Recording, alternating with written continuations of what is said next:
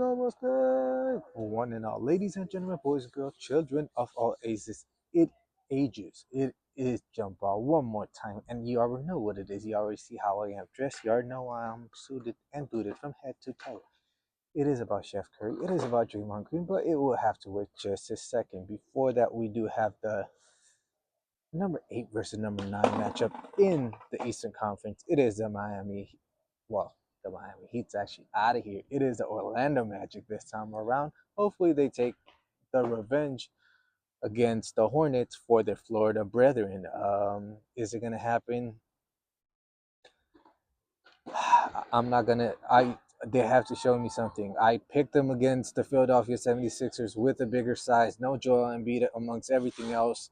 They still could not get it done. However, we'll see. We'll see where it takes them going forward. Still a very young roster for the Hornets, so we'll see if they can bounce back after this year. I think the whole Bam LaMelo situation is kind of still hanging with them. Let's not remember it was a Kobe White 3 at the end of the regulation that took them to OT, and then you have that layup in that second, and going back to it, no Bam from the second quarter on. So you have a lot of those factors factoring into the Hornets surviving. I want to say they won?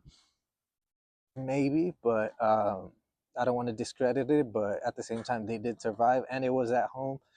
That same crowd's not going to be behind them on the road. Not that Orlando Magic really respectfully have a fan base that's well known, well respected around the league. They might be passionate, but they don't really have a history to kind of go behind either. We'll see. Yeah, in this one, I am going to take the Orlando Magic, their size I am not going to take Orlando Magic's size to prevail in this one. I'm taking the Hornets because those young guys, just like Philadelphia, have the it factor. LaMelo, however he plays, last game he had 31 shots, 30 points. Got there eventually, did not let a Kobe White vintage performance go to waste.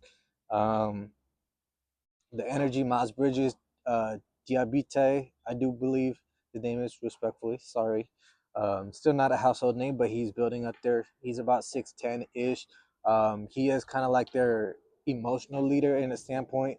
Going back to that Detroit Pistons matchup, it was him against Isaiah Stewart, I do believe. So yeah, there's that emotional generator is what I like to call. Shout out to DG, who we'll get back to in a second. Either I just can't wait. Um, and yeah, I do believe the 3 pointers that Hornets make, even on the road, it translates. Hornets have been 3-1 against the Orlando Magic side without the injuries does not matter. The fluidity that they play with, the chemistry that they play with, like there's just like I don't know. The Orlando Magic look like they're stuck on neutral, and it's kind of difficult for them going into their future as well, sending 4 or 5 first round picks for Desmond Bain. Respectfully, Luka Doncic, all he cost was Anthony Davis. So probably a very, very steep price for. I'm not even sure if he's been to an All-Star game. If he has, he's not a perennial All-Star. So D-Book, if you got him for 5 All-Star first round picks, that makes sense. But this one, we'll see what happens. Now they're likely going to have to break up the duo between Franz Wagner and Paolo Banchero. Last game, he should have been assertive. Like I mentioned, no size on the interior. He had some plays, but he did not show the franchise player that he needs to be. Like, I am the number one option. I am going to take over, and this is my game. If he comes out like that, if Franz Wagner comes out a little bit more aggressive at home, maybe Magic have a chance. But they had to show me that. I cannot pick a team that has not shown me any heart. So we are rocking with the experience also. Last time out, in the last JumpBall episode, Hornets fans, I want to apologize. Mr. Charles Lee, 2 times NBA champion Charles Lee. I do want to apologize. I called you Jordy Fernandez. Just got my head coaches mixed up between Brooklyn and Charlotte. Apologies, not the same team, not the same situation. But like I mentioned, 2-time NBA champion. I thought he, maybe he did not have that experience. Maybe he does. Jamal Mosley on the other side, like I mentioned on the last video as well, already looks like he's already ticketed out of there. So how much of those guys are actually still bought into him, his system, at least for this year, to like, let's say, hey, if he's gone, at least let's do this for him, get to a certain position. Like this whole season, you did not have a Jason Tatum. He just came back recently. He's balling out. Now Celtics are back on top of the Eastern Conference conversations at the very least and contendership, but you could have been up there as well. But you're down here in the play-ins, slipped down from the middling of the pack. That's been the reality of the Orlando Magic. Since Shaq left, since Dwight Howard left, they have not been able to get over. They're finally getting back into the playoffs, playing contendership, I guess, but still taking that next level to be into the NBA Finals contendership. They're still ways away, maybe a head coach away. Whatever the tweak that is coming in the offseason, hopefully that is it. Because, like I mentioned, 4 or 5, you already sent your ammo out to the Memphis Grizzlies. It's going to be a tough rebuild without, sending some of your prize pieces out. Hornets on the other side, like I mentioned, a young team, developing team. The future of LaMelo Ball, I do question in Charlotte. Sure, he's a star, but the pros and the cons, I don't know if he really outweighs that. Um, if you could get a 20-plus point scorer, especially at a guard, and he is a little bit of a facilitator, I do not see why you do not go after them and kind of, maybe because you're going to pay Knuckle coming up. You're going to have to play Brandon Miller probably too as a number 2 or number 3 option. So where does he kind of stay on that 1, 2, 3? He doesn't really play ball that takes you to a championship level. So we're gonna have to see what he does.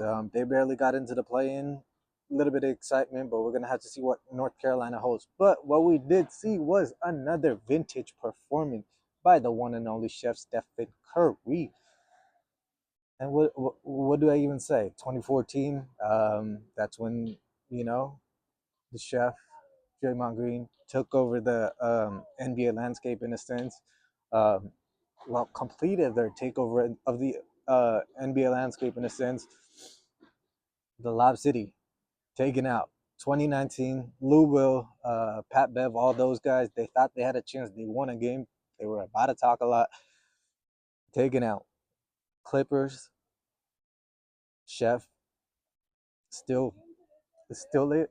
It's still lit. That's where we are with it. 34 points. That second half was vintage.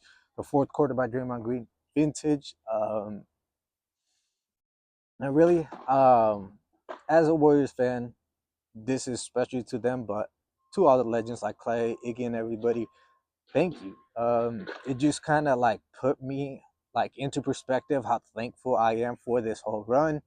It is coming to an end. Always gonna be thankful for it, grateful for it, but it's gonna suck when it does end. One of the greatest offensive player ever, one of the greatest defensive player ever. Gets you emotional, like the end of the road is near, but you already know what it is. Like I said yesterday, if we got past Clippers, 3-1 against the Suns this season with all the injuries, I am not worried about them. Mark Williams could get, you know, in the paint by KP, by out. Charles Bassey might get in, whatever the case might be, whatever the game plan might be. First year Jordan Knott, you're gonna have to take on Steve Kerr, the NBA champion and the gold medalist. Jerry Stackhouse, Terry Stotts, former head coaches, one in college, one in NBA. The game plan that they came up with against the Clippers, a lot of people probably counted the Warriors out in that one. Probably did. Your boy did not. Go back and watch that episode. But like I mentioned, 3 head coaches against an inexperienced head coach. Whether Dylan the villain, if you want to bring up, we got Draymond the demon. So that's where we are with it.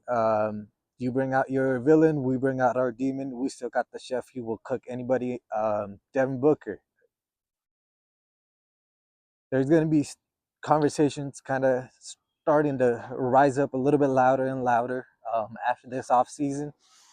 Whether they do get past the Warriors, they're still going to have to go face the OKC, where respectfully to the Suns, who locked out with health, Warriors have a far better chance of being competitive in a 1 versus 8 matchup in that aspect, with the championship experience and the champions in the roster. Not just Stephen Curry, not just Draymond Green. You have a Kristaps Porzingis, who I have kind of slightly disrespected his tenure as a Warrior so far, but last night needed thank you. Al Horford, same thing.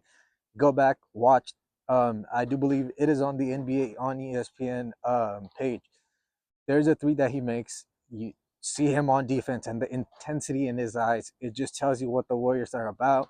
The chemistry that, like I mentioned, even though they have not really played, I do believe before yesterday, only 56 minutes had been played between Stephen Curry and Kristaps Porzingis, but they were playing like they've been playing since North Carolina. So the chef magnitude in a do or die game, I will take that. And then we'll look into the 7 game series. Like I mentioned last time, Stephen Curry, Draymond Green, if they are healthy in a 7 game series, I will take them against anybody. But now after yesterday, I will take them in a do or die against anybody as well. 3-1 in the season series against these Suns. So there's nothing really to fear. And there's actually, like Steph mentioned post game, there's the joy that he plays with that can't be taken away. Like, they're enjoying it, whether it does end up being the last game of the season or we still have at least a 7 game series. They're going to play with joy. They're going to play with their hearts. The run comes. First quarter, it might not. Second quarter, it might not. Third quarter, it might not. Start of fourth, it might not. Last 9 minutes, the dubs are coming. So doesn't matter if the Suns fan base are going crazy or nothing. The dubs are coming, led by Stephen Curry and everybody. And you already know what it is. We are rocking with the dubs in that matchup. In the first matchup, it is the Charlotte Hornets, Stephen Curry show. Might as well.